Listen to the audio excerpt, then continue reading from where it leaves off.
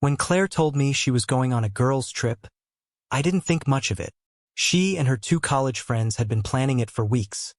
A quiet coastal getaway, wine tastings, laughter, spa days. She said she needed a break from the city, from work, from everything, including, apparently, me. I helped her pack. I even ironed her favorite linen dress, the one with small white buttons she only wore when she wanted to feel beautiful. She kissed my cheek lightly before leaving, her lips cold from the morning coffee. "Don't overthink, okay?" she said with that practiced softness.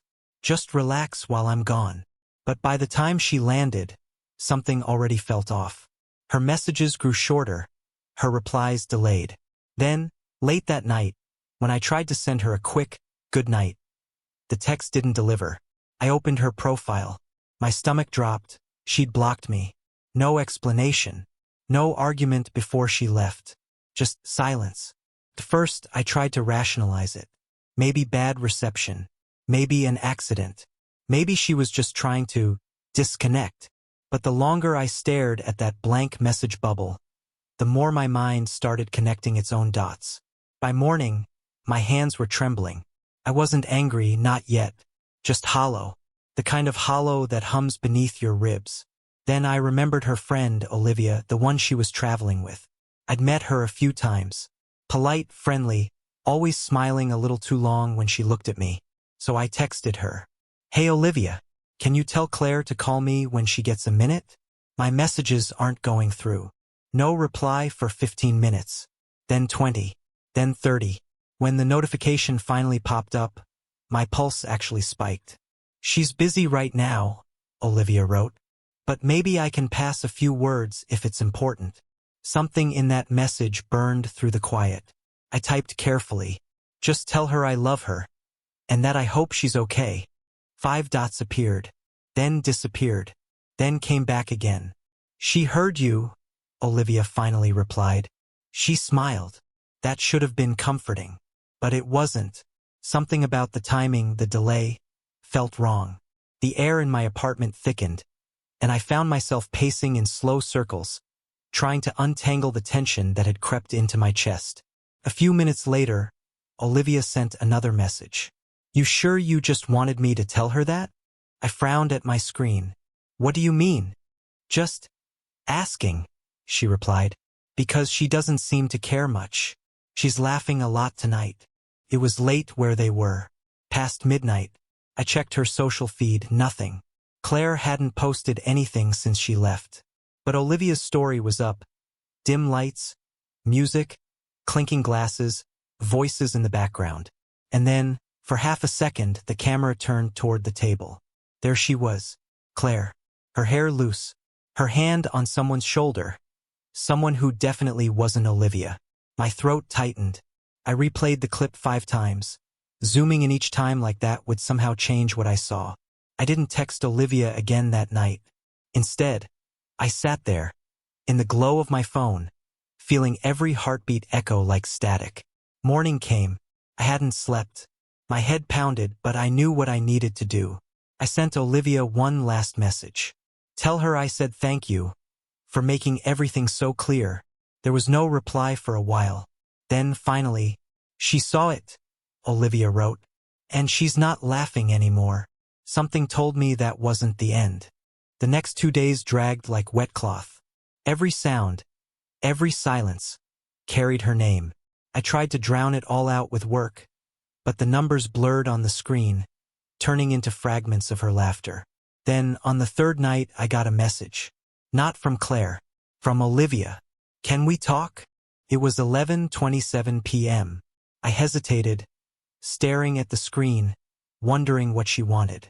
But curiosity won. "Sure," I typed. Within seconds, my phone rang. Her voice came through soft but tense, the way people sound when they're balancing guilt and truth. "I shouldn't be saying this," she began, "but I can't watch it anymore. She's not who you think she is, Ryan." I didn't breathe. Olivia told me everything. How on the first night, Claire flirted openly with a man she'd met at the resort bar. How she'd laughed when he called her beautiful. How she'd said she needed a real vacation. "She blocked you?" Olivia continued. because she didn't want you to ruin her fun. But last night she started crying. He left after she told him she was married. For a moment I said nothing.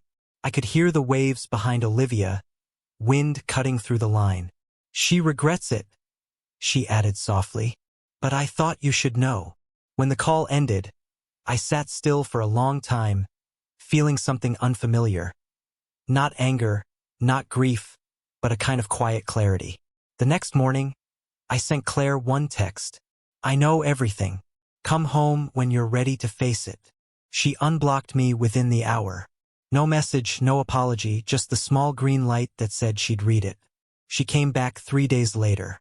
Same suitcase, same sunglasses perched on her head, same perfume that once felt like home.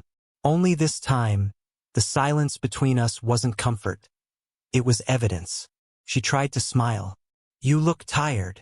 I am, I said. You should be too. For a second, her face flickered. Fear, guilt, maybe both. She opened her mouth, but no sound came. I walked to the kitchen, poured 2 glasses of water, and set one in front of her. The mundane act made her flinch. She looked smaller now, like she'd shrunk somewhere between airports and excuses.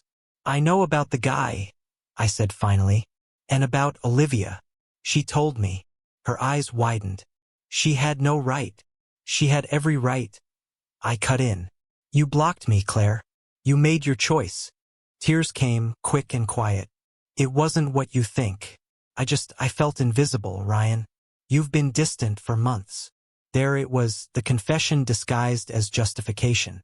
I leaned back, studying her face the way you might study a stranger's reflection. So you fixed that by disappearing with someone else? She didn't answer. The sound of the refrigerator hummed in the pause. I stood, grabbed my jacket, and turned toward the door. She reached for my arm, but I stepped away. Ryan, please, she whispered. Don't leave like this. I looked at her for the last time. Not the woman I fell in love with, but the one who'd taught me what silence really means. I already left, I said. You just didn't notice. That night, I checked into a small hotel near the river. The city lights reflected across the water, trembling, fractured, beautiful in their brokenness. Olivia texted once more before midnight. You did the right thing. Maybe I did. Or maybe right and wrong stop matching when trust is gone. I didn't reply. I just stared at the water until it blurred into nothing, thinking how strange it is. Love never ends with shouting or closure. It ends quietly with someone blocking you, and you finally learning how to stop trying to reconnect.